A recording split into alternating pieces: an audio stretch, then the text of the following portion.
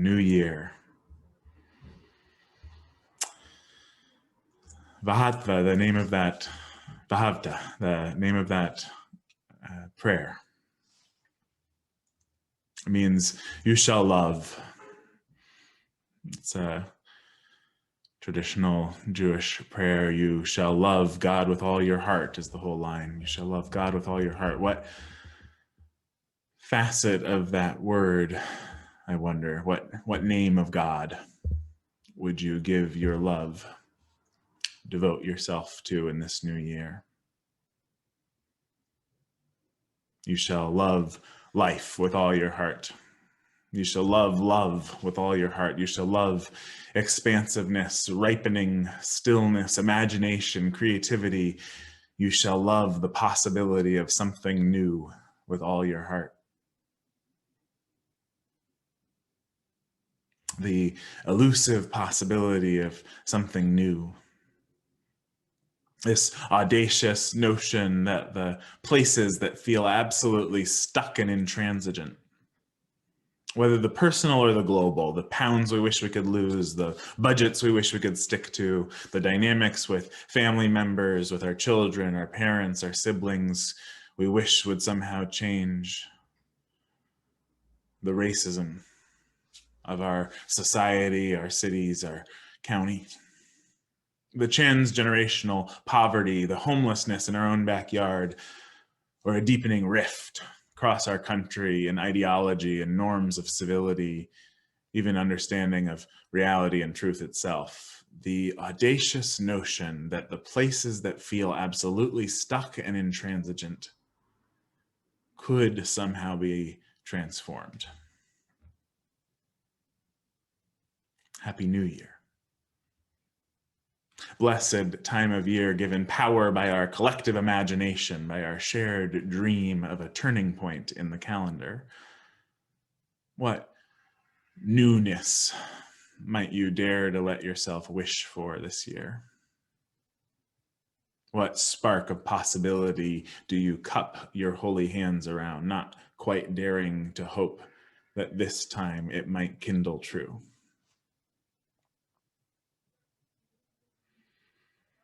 I think one invitation of the new year is to become the prophet, in the words of theologian Walter Brueggemann. He says the prophet engages in futuring fantasy. The prophet does not ask if the vision can be implemented, for questions of implementation are of no consequence until the vision can be imagined. The imagination must come before the implementation. Our culture, he says, is competent to implement almost anything and to imagine almost nothing. The same royal consciousness that makes it possible to implement anything and everything is the one that shrinks imagination, because imagination is a danger, the royal consciousness. Thus, every totalitarian regime is frightened of the artist.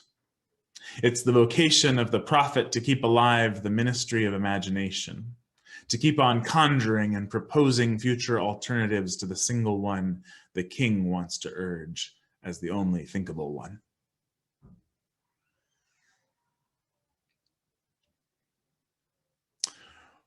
The teacher, John Paul Lederach, I'm going to share some of his stories and work today. He would begin each graduate seminar in his peace building course with a big question. He would say, how does social change actually happen? How does social change actually happen?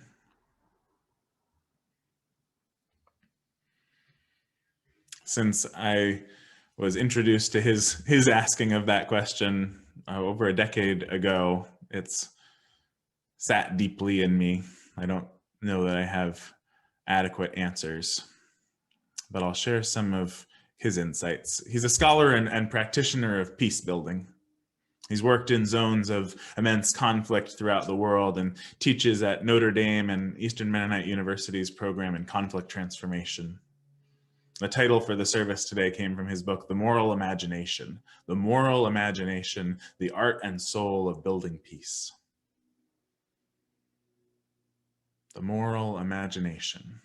Transformation of places of entrenched conflict emerge not primarily from particular skills or techniques, but from the capacity to imagine new possibilities, to see in the messy web of life the places where there is a possibility for a turning point, an opening for change. When I taught conflict skills with kids and teens at an outdoor school called the Mosaic Project, I've mentioned it before, we did diversity and peace building education. We would say that the first step to resolving a conflict peacefully is to stop, cool off, and take a deep breath. In an elaborate skit, we would go through the various possibilities of what would happen when there is no stop, when action and reaction occur without a breath. Talk about that commonly heard phrase on the playground, well, he hit me, so I hit him back. As if there were no other possibilities. You might have your own, he hit me, so I hit him back. I imagine for most of you, most of us, not a physical hit, not a physical blow, but a reaction and action without a breath nonetheless. So we'd go through the skit and then we would introduce the magic space. Fairies would prance across the scene, making giant bubbles, actual bubbles, while the characters remembered to stop and take a deep breath before responding. The bubble. This space where there had been none before. Like a magic trick, we would say. Lately, I've been learning to practice making that magic space from the Buddhist teacher, the raised Unitarian, Tara Brach. She speaks about the pause, about taking moments throughout the day to awaken, just for a moment, from all the doing, all the patterns of thought and feeling that often take us tumbling headlong moment to moment. To pause and bring our awareness to our bodily sensations, to the breath, to what's happening in our bellies, chest, and throat. A pause to be fully with ourselves before rushing into the next conversation or eating the next bite of chocolate or heading out for the urgent errand, turning on the TV, to just take a moment, not to interrogate oneself, but simply to make contact, to feel yourself without already knowing what will happen next, to create a magic space where there was none before, uncertain even what possibilities it might create.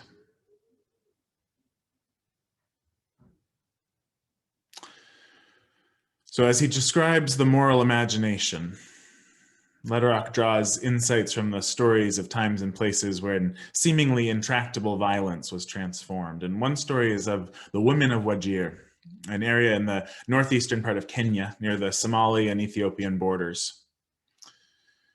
It's a district made up mostly of Somali clans, and when the Somali government collapsed in 1989, the whole region became destabilized.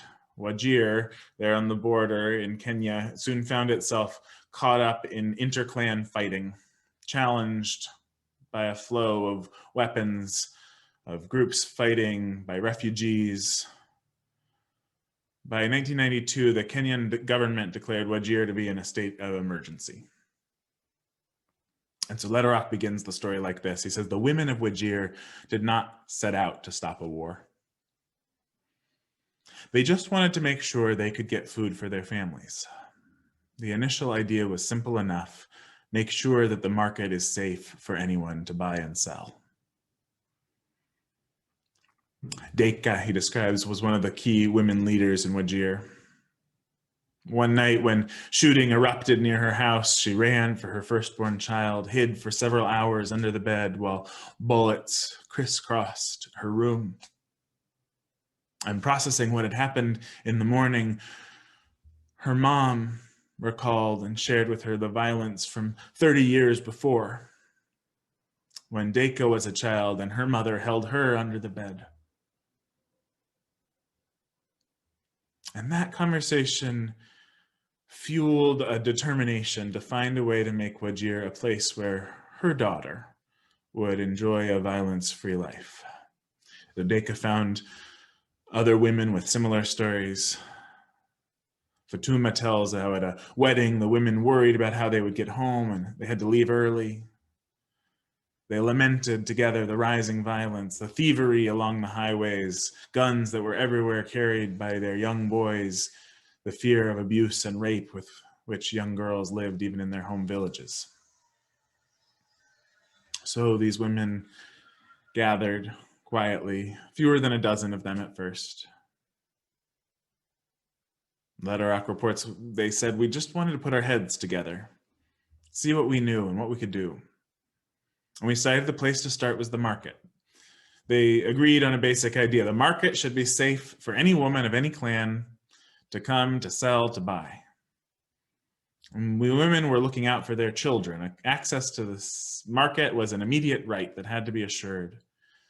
They got monitors who would watch every day what was happening at the market. When issues emerged, a small committee of women would move to quickly resolve them. Within a short period of time, the women had created a zone of peace in the market. While they were working hard on the market, they soon discovered that the broader fighting still affected their lives. So sitting again, they decided to pursue direct conversations with the elders of all the clans. Though they knew these men, they had access, it wasn't an easy thing to do. They worried they would be responded to, who are women to advise and push us? So they sat and thought through together their understanding of the elder system, the actual key elders, the makeup of the Somali clans in Wajir. Using their personal connections within their own groups, they worked with concerned men and succeeded in bringing together a meeting of all the elders of all groups.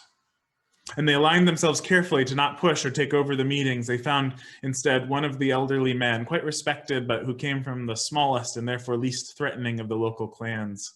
And in the meetings, he became their spokesperson, talking directly to the other elders and appealing to their responsibility. Why really, he asked, are we fighting? Who benefits from this? Our families are being destroyed. Long conversations eventually led to elders, even some who had promoted revenge killings, agreeing to face the issues and stop fighting. Eventually, they formed a council of elders for peace and began the process of engaging the fighters in the bush and dealing with the clan clashes. They engaged the government and received its blessing in their work. Soon, the question became how to engage the youth, particularly the young men who were hidden and fighting in the bush. The women and elders met with key youth in the district. They formed what became known as Youth for Peace, and realized almost immediately back to the market that a key concern was employment. If the youth were to leave the fighting, the guns, the bush, they would need something to occupy their time and provide income. So they engaged the business community, and initiatives for rebuilding and local jobs were offered. Eventually, they all coalesced around the Wajir Peace and Development Committee. Ceasefires came into place. Commissions were created to verify and help the process of disarming the clan-based factions. A process of turning over guns to local authorities was coordinated. Emergency response teams were formed. A pause. In the wake of a night of terror, a conversation between mother and daughter, a space of reflection amongst a gathered community, making room for imagination, making space for a new possibility. Lederach draws out from the stories he tells 4 capacities, he says, that make this kind of moral imagination possible. The moral imagination requires the capacity to imagine ourselves in a web of relationships that includes our enemies. The ability to sustain a paradoxical curiosity that embraces complexity without reliance on dualistic polarity, a paradoxical curiosity. a fundamental belief in and pursuit of the creative act, and the acceptance of the inherent risk of stepping into the mystery of the unknown that lies beyond the far too familiar landscape of violence. So I want to just delve into each of these four for a moment. Moral imagination, requiring the capacity to imagine ourselves in a web of relationships, one that includes even our enemies.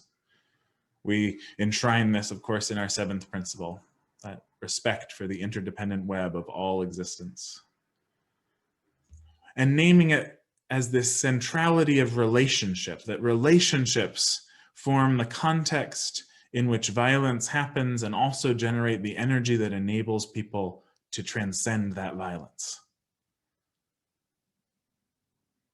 And I think we can understand violence here to include both the warlike violence in Wajir, as well as the violence of entrenched systems like racism or of economic injustice, as well as the emotional violence that each of us knows, that all families know. Relationships form the context in which violence happens and also generate the energy that enables people to transcend violence. As we acknowledge our relational interdependency, recognize ourselves as part of the pattern, we become able also to envision a wider set of relationships, to be more self-owned, self-aware, self-responsible in our choices and behavior. Peace building rests on becoming intimate with our own interconnectedness and mutuality. And second, this ability to embrace complexity without getting caught in that binary social schism, to sustain the practice of paradoxical curiosity. I just love that turn of phrase, paradoxical curiosity, and it alone could be a mantra, a guiding point to sit with. Cycles of violence, they're driven by polarities. You're either with us or against us. And moral imagination involves this capacity to rise above that either or division, to reach beyond accepted meanings. Paradoxical curiosity, a matter of respecting complexity, seeking something beyond what is already visible. Involves accepting people at face value, but also looking beyond appearances and suspending judgment in order to discover new, untold angles, opportunities, unexpected possibilities. Third, this commitment to the creative act. Provide space for the creative act. Moral imagination arises through creative human interaction that comes out of the everyday, comes out of our everyday experiences, and also moves beyond to something new, unexpected. And because new ways of thinking always pose a threat to the status quo, we have to protect space for the creative act to emerge. It's that artist's way, I know many of you know as artists, of providing for and expecting something that is unexpected. Creating space. And fourth, this acceptance of a risk. The risk that necessarily goes with attempting something new. Stepping into the unknown without any guarantee of success or safety. Being willing to take that risk without it does not create space for the imagination. We enter the pause not knowing what we will decide to do on the other side.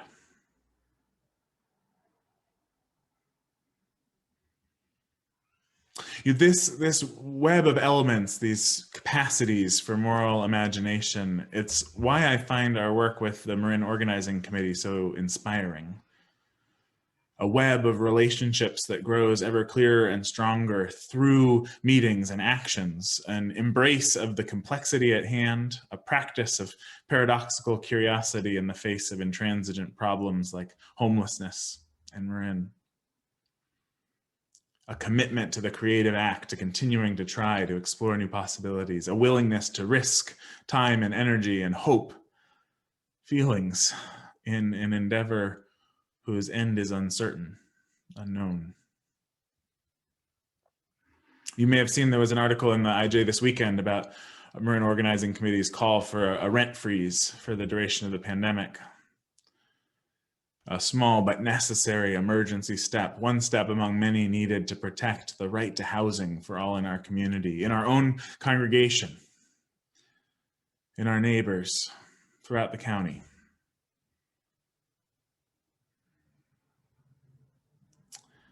Thinking about it, I wonder what will it take? What will it take to imagine a world where housing is a right? Where the profit motive does not create a barrier to housing security for all. Trying to imagine that one day, I have to admit, I struggle to imagine what that would look like, how it would work in a life-serving way. But moral imagination is not about being able to imagine some concrete end destination. It's about opening that space for the next step, for the next creative act, about recognizing a turning point and venturing down an unknown path to create what does not yet exist. I think that the easiest thing, the seemingly safest option, is to look at the year ahead and see it as full of foregone conclusions. The constraints of 2021 loom large. Are these next several months until the COVID vaccines are widely available already a waste? I've heard myself saying things like that. I wish I could just skip this next 6 months, this next chapter. I'm ready to jump ahead to the full reopening. What a tragedy to have lost the imagination that something precious, new, transformative might be possible even now. As we commence this new year, may we pause, may we make a magic space, leave room for the creative force of imagination.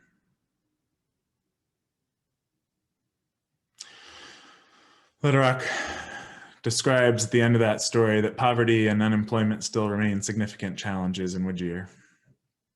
Guns still cross borders in the region. Fighting has not stopped in Somalia. It spills into Wajir. But those involved in the Wajir Peace and Development Committee continue their strong work. The elders meet on a regular basis.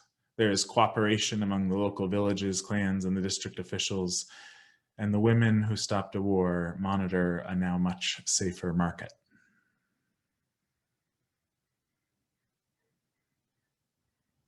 I believe in all that has never yet been spoken, wrote Rainier Marie Rilke. I want to free what waits within me so that what no one has dared to wish for may for once spring clear without my contriving. If this is arrogant, God, forgive me, but this is what I need to say. May what I do flow from me like a river. No forcing and no holding back, the way it is with children. Then in these swelling and ebbing currents, these deepening tides moving out, returning, I will sing you as no one ever has, streaming through widening channels into the open sea. Hold hands, share water, keep imagining. May it be so. Happy New Year. Amen.